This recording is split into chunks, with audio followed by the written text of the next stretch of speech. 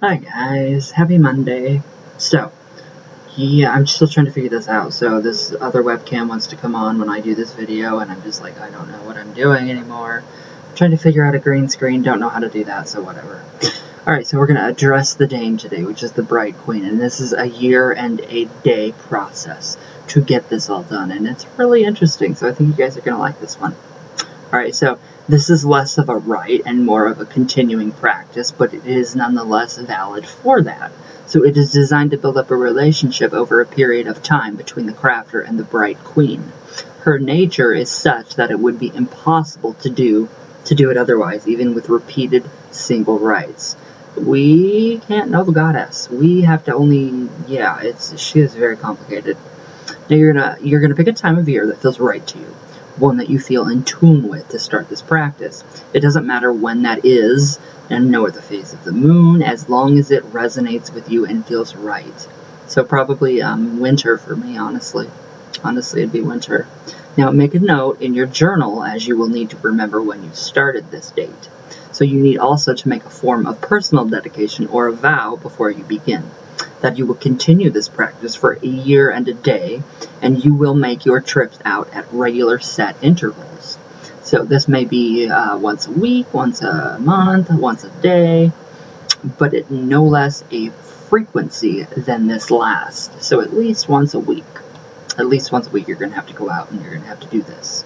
So, alright, this is not a game, nor is it flower arranging, but an attempt to make a strong and lasting link with the lady in the land. So yeah. And now you're going to go out into the countryside for a long walk. I'm already there, so perfect. Now again, it doesn't matter whether it is woodland, moorland, coastal, or mountainous, as long as it's out in the wilds. Now, as far as we can find them these days, because I mean everything is being plowed over and concrete's being slapped on everything. Alright, so now on your first trip, look out for some, natural materials out of which you can create a rough human shape.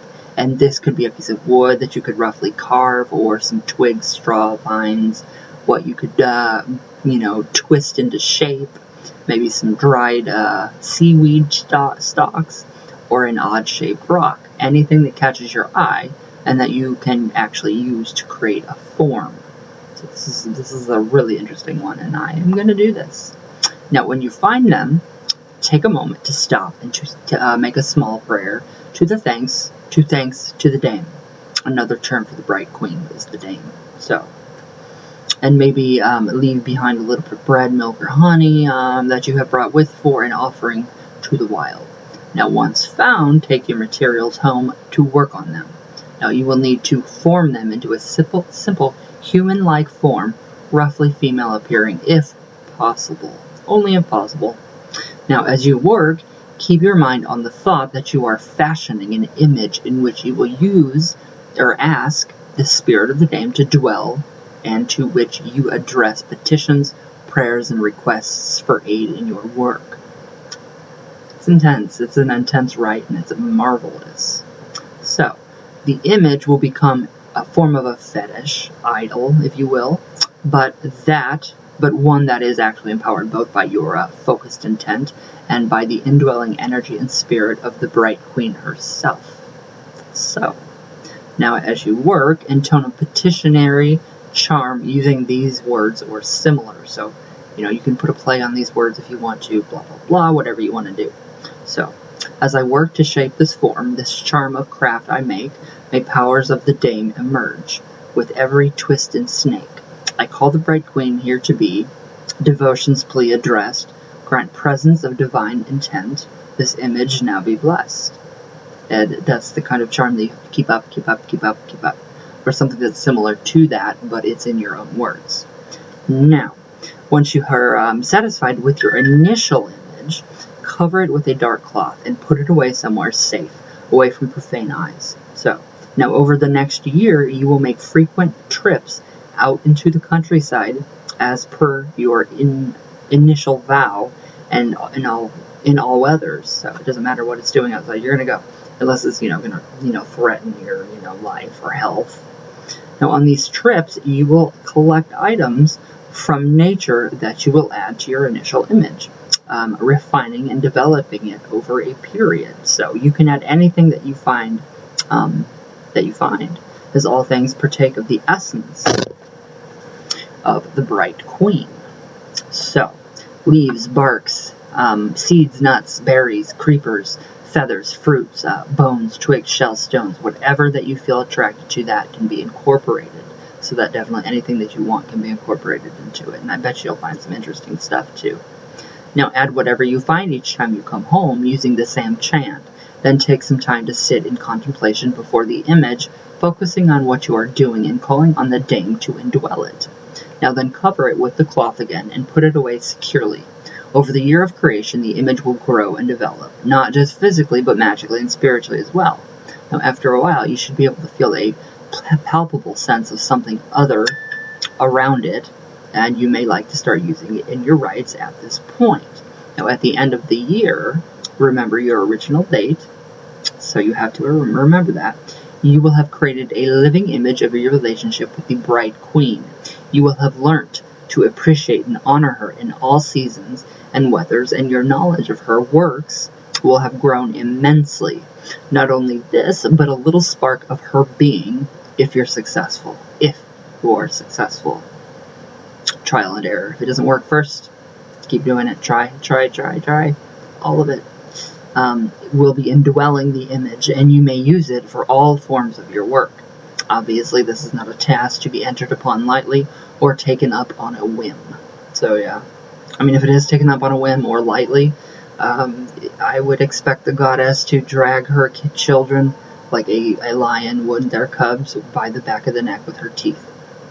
Now, where'd I go? Now, once started, this work must be carried out to the end, which will be a test of both your devotion to this path, your integrity, and your perseverance.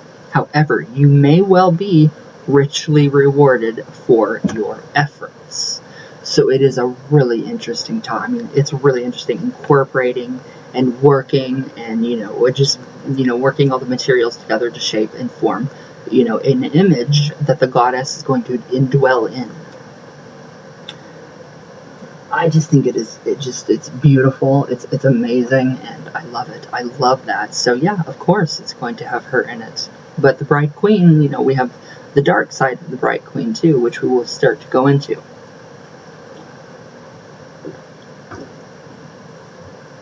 I want to show you guys something really quick, and I forgot to bring it here.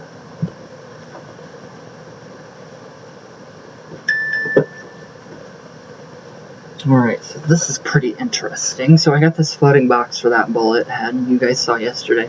I added some sea salt, and I added also a bay leaf to kind of contain the energy, keep it down so it doesn't really hurt. Not hurt, but kind of put an influence throughout the house. So this is the bullet. We did find out that this is the one. So now there is actually, I like this because it floats. It looks like it's actually floating. Not on camera because of the glare, but there's the bay leaf, there's the actual bullet, and you can probably see the sea salt in there. So yeah, it's a really interesting thing to do, and it just looks like, I just love how it, it's really interesting. So yeah, I mean, it's a part of our house, it's a part of our history, so it's gonna stay just like that. And I love how that stuff forms to the bay leaf, keeping it intact. It smells like bay leaf too. So yeah, I thought that was really interesting. I saw, thought that was something that you guys might like, or whatnot. So, but all right, guys, I will see you guys tomorrow. And everybody, please be safe, stay healthy. I love you guys with all my heart, all my love, all the way from Venus, always, all the way back down. And I love you guys. So everybody, please be safe, stay healthy, and all that good stuff. And I love you guys.